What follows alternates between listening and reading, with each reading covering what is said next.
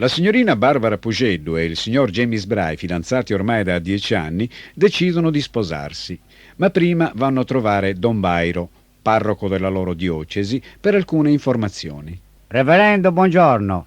Oh, salve ragazzi, come mai da queste parti? Finalmente abbiamo deciso di sposarci. Ah, sono contento. Cosa stavate aspettando? Sa come è fatto lui. Lui prima non voleva, poi invece ha voluto e adesso vuole. Meglio adesso che dopo. Avete preparato tutta la documentazione?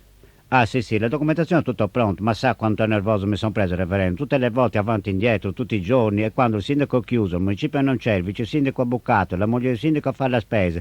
Non si può, mi sono preso anche nervoso, sa, reverendo. Calma ragazzi, perché la calma è cioè chi è calmo rimane calmo e boh. E poi abbiamo scritto a tutti i parenti suoi a Ures, abbiamo scritto ai miei parenti a Villanova Foro, poi ne abbiamo mandato all'Estasi, insomma abbiamo preparato tutto quanto. E volevo dire un'altra cosa, gli abiti li avete preparati? Sì, gli abiti li abbiamo preparati, li ha fatti Valentino. Ah, quindi è roba come si deve, lo stilista? No, Valentino Zedda, quello che abita vicino al forno del pane. Ah, non lo conosco. E come non se lo ricorda, reverendo? Guarda che prima aveva una bicicletta, poi se ne è comprata una Motoguzzi, poi aveva un 850 che l'ha venduta al farmacista. Guardi che di soprannome lo chiamavano Purgatopi, se lo ricorda. Ragazzi, se non mi ricordo, non mi ricordo. Se te lo sta dicendo, se non si ricorda.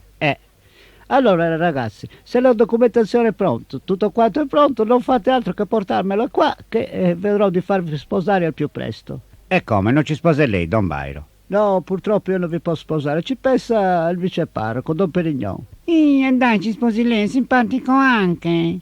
Ragazzi, non posso sposarvi. Ma come mai? Noi ci tenevamo tanto che ci sposasse lei. Non posso perché io ho la gamba ingessata, sotto l'abito non si vede, ma io ho la gamba ingessata. Accidenti, ma cosa è entrato? Roba di motocicletta in chiesa? No, è nel bidet. Ah, il bidello cos'è? Quello piccolino, basso, che mette gli sgambetti alle gente grande e alle gente piccola e li fa cadere? No, il bidet. Il bidet, ignorante, non l'hai capito? Io se non l'avevo capito, scusa. Bene ragazzi, allora portatemi tutto quello che serve e al più presto sarà fatto tutto. Io vi aspetto. Arrivederci. Arrivederla, reverendo, stia bene. Mi raccomando, stia attento al bidet. Non preoccupatevi, arrivederci. Accidenti, eppure ci avrei tenuto tanto che ci avesse sposato quest'uomo qui. Mi fa una stizza per colpa del bidet. Lo vedi, per colpa del bidet, molte volte se uno non sta attento. Ma cos'è il bidet? E me lo chiedi a me? Sono 20 anni che non vado in chiesa.